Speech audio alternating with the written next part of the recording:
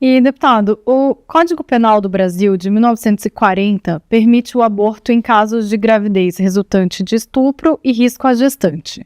O Supremo Tribunal Federal decidiu em 2012 que é permitido também no caso de fetos anencéfalos. O senhor acha que a norma vigente deveria ser mantida, restringida ou ampliada? Eu sou contra qualquer tipo de aborto, repito, qualquer tipo de aborto. Eu sei que é um tema delicado, sensível, mas enfim, eu não fujo desses temas, até mesmo porque eu não presto conta para você, eu presto conta para Deus. Eu vejo que a criação de narrativas em cima do aborto, ela se deu por longos anos. Quando você pega o movimento feminista, por exemplo, as 4 ondas, você vê que cada onda tem um objetivo específico e a pauta do aborto sempre esteve em todas elas. Então, desde os anos 60, nos Estados Unidos, por exemplo, você tem o Keep Abortion Legal, né, que mantém o aborto legal. Na época ali, né, do Woodstock, todo aquele festival que aconteceu ali de sexo, drogas e rock and roll, e as pessoas acham que as modificações culturais que nós temos, elas são do nada. Pelo contrário, existem pessoas que pensaram naquilo antes, 30 anos antes, tinha a escola de Frankfurt, juntamente com Herbert Marcuse, escreveu o Eros de Civilização, que falava que as mulheres norte-americanas eram oprimidas porque elas eram oprimidas sexualmente. Para poder dar liberdade para elas, a liberdade sexual era o caminho. E depois de 30 anos, dá uma olhada lá como é que ficou os índices de gravidez precoce, de aborto, de consumo de drogas, de DST nos Estados Unidos. Aumentou proporcionalmente. Então, o aborto, ele é uma agenda da esquerda, e aqui na América Latina ganhou muita força, tanto na Argentina, quanto no Chile, quanto, enfim, em outros demais países com o feminismo. O que é o aborto? Basicamente, é você matar uma pessoa matar um inocente por uma justificativa.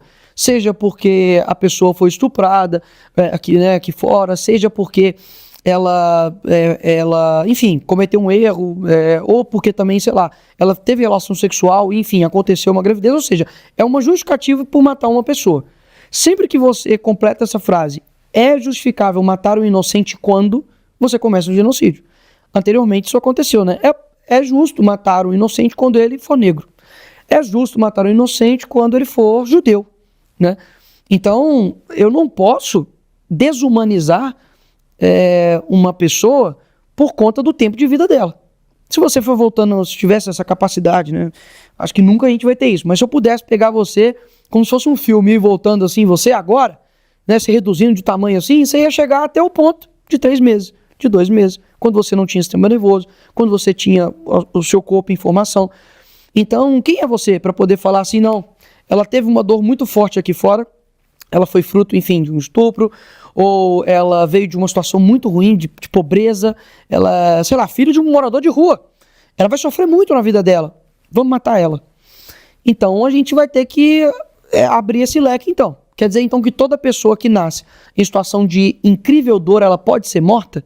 Então nós vamos ter que ir no hospital e falar, sua vida tá boa? Você que tá aí você que teve um acidente agora, tá sem braço, tá sem perna, tá vegetando, pode te matar? Você tá sofrendo. Então a gente vai ter que abrir um leque para tudo. Então eu acho muito perigoso, como eu disse, muito perigoso. Historicamente, matar crianças não é algo novo. Tentaram fazer isso com Jesus Cristo. Herodes falou, opa, toda criança abaixo de 2 anos aqui, passa a régua. Por quê? Porque não sabia quem era Jesus, então mata todo mundo. Por que esse pessoal, por exemplo, que defende o aborto, eles gastam tanta energia e tempo para poder matar uma criança, né? Seja com, enfim, com agulha, tá? Eles colocam agulha de... Esqueci qual que é o composto, mas injeta um composto químico dentro do coração da criança e isso gera uma parada cardíaca e ela morre.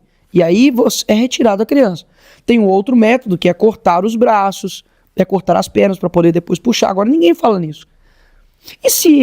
E se não é gente com 3 meses, enfim, não faz diferença, então nós vamos fazer o seguinte, você vai ter aquela criança com 3 meses, não mata ela não.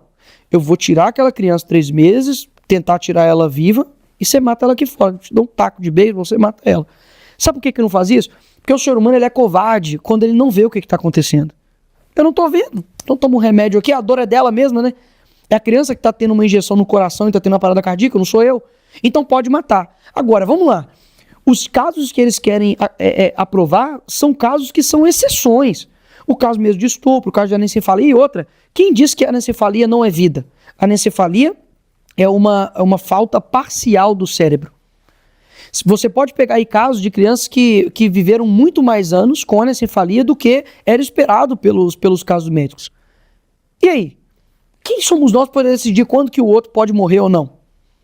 Então, se uma pessoa pode morrer com 3 meses, com 6 meses, com 9 meses, como inclusive feministas defendem isso aqui na América Latina, se eu não me engano, no Chile até 6 meses. Quantas crianças não nascem com 6 meses? É uma criança prematura. Você está legalizando a morte das pessoas que não podem falar meu corpo e minhas regras. Essa é a realidade do aborto. Então, por que eu sou contra todo tipo de aborto? Porque eu não posso decidir sobre a vida de uma pessoa e dar um ultimato nela. Você foi fruto disso? Então sua vida vai ser uma desgraça. Até mesmo porque tem vários casos, pode pesquisar isso nos Estados Unidos, de grupos de pessoas que são fruto de estupro. São médicos, professores, advogados. Eu duvido você chegar hoje no olho dela e falar assim, você não merecia ter nascido. O senhor pretende fazer o que para mudar essas regras? Foi passado na CCJ, ano passado, né? Uma PEC que altera o artigo 5º, né, da Constituição no que diz respeito à vida. Então ele faz uma alteração e coloca a vida desde a concepção. Né? A inviolabilidade da vida é desde a concepção. E para mim é algo muito óbvio, né? O início começa no início. E isso sendo aprovado, então vai eliminar as possibilidades hoje que existem em caso de estupro. Sim. O que eu acho é o seguinte, o caso, por exemplo, de estupro, é claro, é um crime tão horrendo, né? Você violar sexualmente uma pessoa, a pessoa que sofre um trauma disso é algo surreal. Eu não estou dizendo que a pessoa que sofreu isso, ela tem que ser mãe, porque não é porque você teve um filho que você se torna mãe.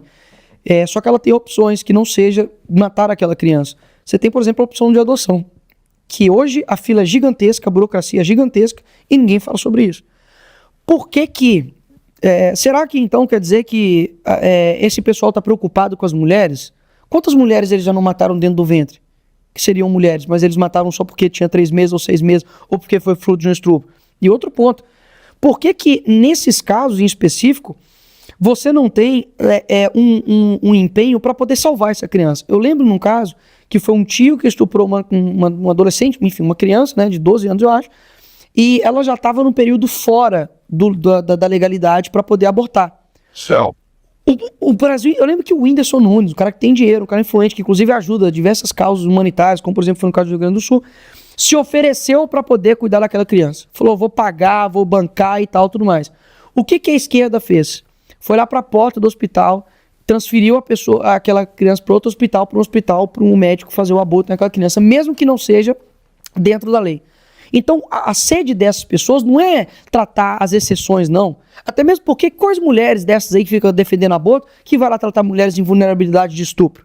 Quantas delas? Eu já destinei várias emendas para a casa de acolhimento de mulheres de vulnerabilidade. Na minha igreja tem várias pessoas que vão e são acolhidas e a igreja em geral acolhe pessoas que são violentadas, que já foram abusadas sexualmente. Qual que é o trabalho que essas feministas fazem com essas mulheres? Nenhuma. O que elas querem não é aborto nesses casos, é o seguinte, vou te dar liberdade sexual, você pega quanto você quiser na balada, transa, faz o que você quiser. E se vier um filho, você mata. Afinal de contas, com 3 meses não é vida. Só que aí depois que aquela mulher tiver problemas de depressão, de automutilação, de maior propensão ao suicídio, que é o que acontece com mulheres que abortam, a esquerda não vai estar lá. A feminista não vai estar lá no seu colo para poder te ajudar, para poder ver quando a mulher aborta, é ela que aborta e ela que vê aquela criança. Então, é algo tão assim, você talvez seja cristão, vai entender o que eu estou te falando, não tem como uma pessoa militar por um movimento desse, se isso não for algo espiritual. Isso não é algo só material. E quem duvida do mundo espiritual, só buscar que você vai encontrar. Então, para mim, a luta contra o aborto é uma luta espiritual que acontece hoje no mundo de pessoas que querem realmente cometer um genocídio silencioso aqui no nosso mundo. Outro tópico, a homofobia e a transfobia são crimes no Brasil. Qual a sua avaliação sobre isso? Só é crime porque o STF decidiu, né? Equiparou transfobia a crime de racismo e, portanto, é crime. É engraçado, né? Porque agora a gente está tendo os maiores índices de mortes contra pessoas LGBT e a galerinha está calada. Há uma diferença gigantesca, Paulo, Mariana, entre homossexuais e ativistas LGBT. É uma diferença gigantesca. O homossexual busca uma aceitação. O ativista LGBT busca uma imposição. No dia que eu coloquei a peruca para poder denunciar o que estava acontecendo hoje no nosso país, que era pessoas que se sentem mulheres entram dentro do banheiro de mulher. E aí pessoas gravam, ficam indignadas, e aí isso é considerado o quê? Transfobia. Então quer dizer que toda pessoa no Brasil que acha que o homem tem que ir no banheiro de homem, e mulher tem que ir no banheiro de mulher, e ele defende essa posição, ele é um criminoso? Quer dizer então que toda pessoa que acredita que só existem dois sexos no Brasil, homem e mulher, ele é transfóbico, então ele é um criminoso, então metade do Brasil tem que estar preso. Então, é uma maneira de você impor nas pessoas uma ideia que é sua e ela se torna um dever para o outro. Que loucura é essa? Imagina eu falar com você acredita na Bíblia? Não, então você é bibliofóbico. Você não acredita na Bíblia. Opa, peraí. Você pode escolher o que você quiser. Ah, eu me sinto um poste, bota uma luz na cabeça, se pinta de cinza e anda por aí. Tudo bem. Se você quiser, inclusive, você chamar de poste, eu até te chamo por respeito. Se isso não for uma imposição da tua parte, eu te respeito. Agora, você querer direito para poste, você, né, no sentido de, não, eu tenho que entrar agora, tem que ter coisa preferencial aqui para mim. Quantas empresas aí, por exemplo, que agora estão querendo colocar agora, poxa, projeto de lei para poder colocar concurso público cota para homossexual? Como assim? Então quer dizer que o pobre, ferrado, branco, hétero e até meio negro, pardo, que tá lá ralando, estudando, ele vai ter uma concorrência muito maior porque o cara escolheu ser homossexual. Opa, peraí, então tá valendo a pena então, escolher mudar de lado então, Onde tem cota para... Não, tô te falando que tem projetos de lei nesse sentido. Em várias câmaras municipais, inclusive aqui na própria Câmara Federal. Você vê que o intuito deles não é você simplesmente respeitá-los, até mesmo porque a segunda maior parada LGBT do mundo, se eu não me engano, é Israel. Que eles não gostam e só pede para São Paulo. O que um homossexual hoje tem que um hétero não tem? O que ele tem que alguém não tem? Esse cara não tem. Então, peraí. É direito ou privilégio que tá querendo? Porque, no fim das contas, até pelo onde eu sei, você pode escolher o que você quiser aqui no seu país, no nosso país. Você pode namorar quem que você quiser, você pode casar com quem que você quiser, ué. O problema é seu. Por mais que o próprio casamento em si, pra mim, não faz sentido. É uma instituição praticamente bíblica. Você vai querer ali ter a bênção do padre, sendo que a Bíblia mesmo condena aquilo, pra mim não faz sentido. Mas você quer fazer? Hoje, quantas pessoas fazem coisas que eu não concordo e mesmo assim as pessoas fazem, que não faz sentido? Pode fazer. Tem gente que batiza e continua não sendo cristão, então pra mim... Mas e os casos de violência em relação a essa população? Eu sou daltônico contra quem sofre violência. Pra mim, quem sofre um homicídio, pra mim, quem sofre abuso, seja ele branco, preto, negro, hétero, homossexual, pansexual, qualquer coisa sexual, ele tem que ter os direitos de serem resguardados. Agora, mais uma vez, repito, nós estamos com alta histórica de mortes contra a população LGBT. Se fosse na era Bolsonaro, era culpa do Bolsonaro. Agora é culpa de quem? O que está acontecendo?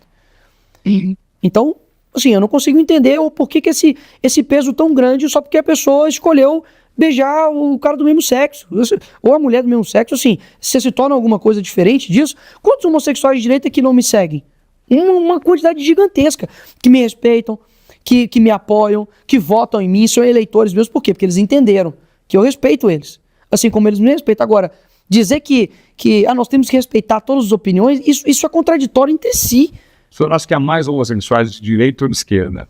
Tem uma inferência? Pô, não faço ideia. Juro, isso aí tá aí uma boa coisa para um centro de pesquisa fazer. Eu não faço ideia se tem mais homossexuais de direita ou mais homossexuais de esquerda. Agora, o que eu tenho certeza é uma coisa: a militância LGBT é uma minoria que muitas das vezes envergonha a maioria dos homossexuais. Pode ter certeza disso. Só um detalhe nisso, seguindo as outras perguntas. Quer dizer, se o senhor é contra a criminalização da homofobia e da transfobia, o que o senhor pretende fazer contra isso? Não, se criminalizar... eu vou te criminalizar porque você é homossexual, né? Uma pessoa cometeu um crime contra você, isso tem que ser chamado de transfobia. Então nós vamos ter que botar narigofobia, magrofobia, gordofobia, vai ter um monte de fobia aí, porque...